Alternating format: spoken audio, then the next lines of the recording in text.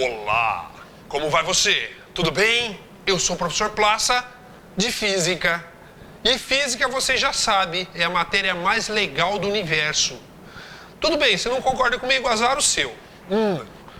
Bom, tudo bem com você? Olha só, nós vamos trabalhar com Cinemática 3 hoje, dando continuidade àquelas outras aulas que vocês já viram da Cinemática 1, Cinemática 2, potência de ideias, tá? Conceitos iniciais da cinemática, porque o que se estuda em cinemática? Movimento, repouso, trajetória, sem se preocupar com as causas. As causas do movimento a gente vai ver num outro momento, que é o estudo da dinâmica. Bom, continuando então, velocidade média. Para falar de velocidade média, você deve se lembrar do conceito de deslocamento, tá? E distância percorrida. São dois conceitos que geralmente, na hora de pôr a mão na massa, é a lesma lerda. Lesma lerda. Tá bom, foi sem graça, desculpa. Deslocamento é uma grandeza vetorial. Como você pode observar, tem uma setinha em cima, ó, ΔS com a flechinha em cima, quer dizer que é grandeza vetorial. A distância percorrida não. A distância percorrida é uma grandeza escalar, que ela não depende de orientação, certo? Qual que é a diferença? Olha aqui, ó. Você vai do prédio A pro lugarzinho ali B.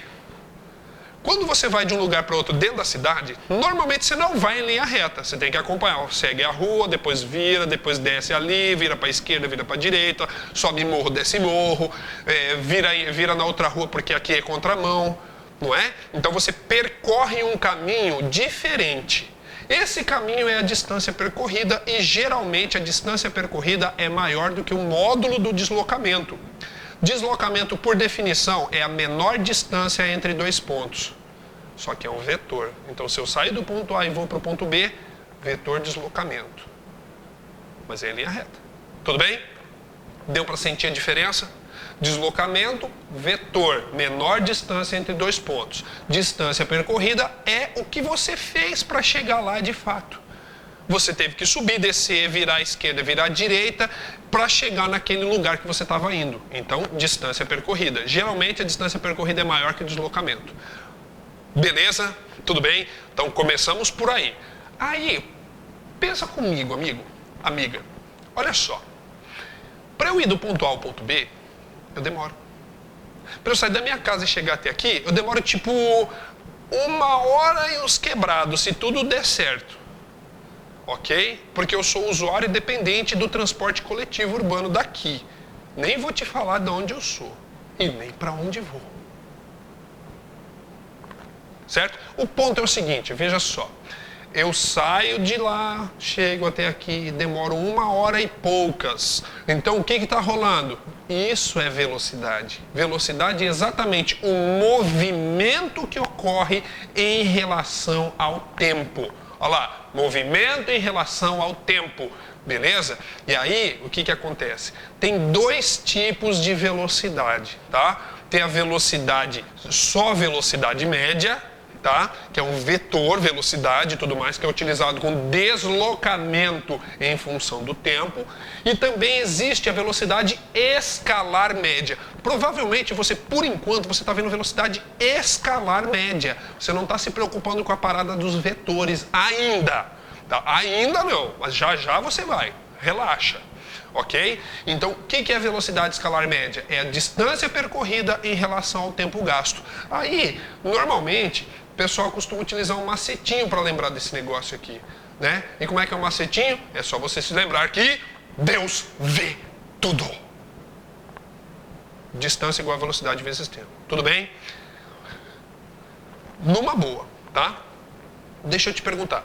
Como eu falei, né? Normalmente você vai estar nesse momento da sua vida estudantil olhando para a velocidade escalar média. Por isso que está com esse destaque, ok? Agora, pense comigo. As unidades de medida, você se lembra, né? No nosso dia a dia, a velocidade é expressa em quilômetros por hora. No entanto, você se lembra de um tal de Sistema Internacional de Unidades de Medida? Aquele mesmo, uma padronização para as medidas de todas as grandezas. Então, Tudo quanto é distância no sistema internacional é dado em metros. Tudo quanto é tempo no sistema internacional é dado em segundos. Portanto, a velocidade vai ser expressa em metros por segundo. Tá? Aí, eu coloquei aqui para você, isso aqui é bom você se lembrar, tá? O professor vai cobrar isso na sua prova, ele não vai pedir para transformar. Ele vai jogar a situação problema lá no seu exercício e você vai ter que observar se precisa ou não fazer a transformação, beleza? Mas isso é aquela situação de interpretação. Precisa, é necessário. Você tem que entender. Física, cara, para você estudar, para você compreender a física, você precisa visualizar a cena, você precisa entender o que está acontecendo, tá? Antes de querer sair fazendo continha. Tanto é que o cálculo dentro da física é até, digamos, secundário. É mais importante você entender o que está acontecendo ali e depois você faz a conta, tá? Então, pensem nisso com carinho, ok? Veja só. 3,6. Você aprendeu isso lá na escola. Mas por quê? De onde saiu 3,6? Saiu do quê? 1 quilômetro tem 1000 metros. 1 hora, 3.600 segundos. E para você não ter que fazer uma de cada vez, você vai tudo de uma vez só. 3,6. Quando a velocidade está em quilômetro por hora e você vai passar para metro por segundo, divide por 3,6. No caminho contrário, de metro por segundo para quilômetro por hora, você vai multiplicar por 3,6. Firmeza, pessoa? Muito louco. Aí, olha só, lembra daquele negócio de corpo extenso e ponto material? Pois é. Dentro do estudo da velocidade média, sempre tem aqueles clássicos exercíciozinhos que o professor põe na sua prova, e aí você fica assim, puta, o professor está querendo me ferrar. Ele não quer te ferrar, ele quer que você pense, amigo. Então eu já vou te passar os bizu. Se liga na fita, amigão. Ó, o trem atravessando o túnel. Para o trem atravessar o túnel, veja só. Trem, túnel. Se o trem percorrer só o tamanho do túnel, você concorda que ele não consegue atravessar? Não atravessou.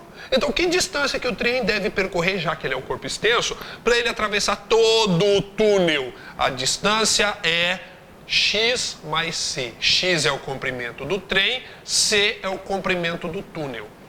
Beleza? Aí, o resto tudo normal.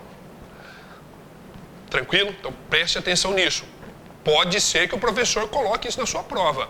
Então, acerte essa questão. Tira 10 na prova de física. Manda ver, amigo. Tira 10. Quero ver você tirar 10. Eu quero ver. Mostra o 10 para mim depois, tá? Quero ver seu 10. Beleza? Pois bem, outra situação bastante interessante para a gente observar é isso aqui, ó. Quando você tem dois móveis, dois carros, duas coisinhas se movendo na mesma direção, na mesma linha, aí ocorre uma coisa que a gente vai chamar, por enquanto, só de movimento relativo. Porque você sabe que o movimento é relativo, né? Agora pensa comigo. Se os dois caras estão se deslocando em sentidos contrários, é só você se projetar numa situação dessa. Você está indo numa rua de mão dupla e você vê o outro sujeito vindo.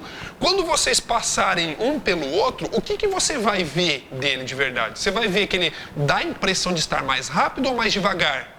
Isso, parece que ele passa mais rápido, não é? Por esse motivo, a velocidade relativa vai ser a soma das suas velocidades. Você entendeu como é que é o esquema? Não, eu estou te falando isso porque o professor pode cobrar uma situação dessa na sua prova, tá? Então eu gostaria muito que, se acontecesse isso, você acertasse a questão. Eu quero que você acerte. Acerta a questão. Tira 10 na prova. Tira 10 e pronto. Tá? Você pode até não gostar de física, mas você aprendeu, você entendeu, você pensou, raciocinou, botou seu miolinho para funcionar. É esse o objetivo. Beleza? Então, olha só. No mesmo sentido, você soma as velocidades. Na mesma direção, em sentidos contrários, você soma as velocidades. Na mesma direção e no mesmo sentido, diferença. Você subtrai as duas velocidades. Aí, você manda lá na formulazinha do Deus vê tudo. Ok? Bom, no mais, galera, é isso. E, assim, a gente se vê pelos corredores da vida. Um beijo no seu cérebro. Adeus.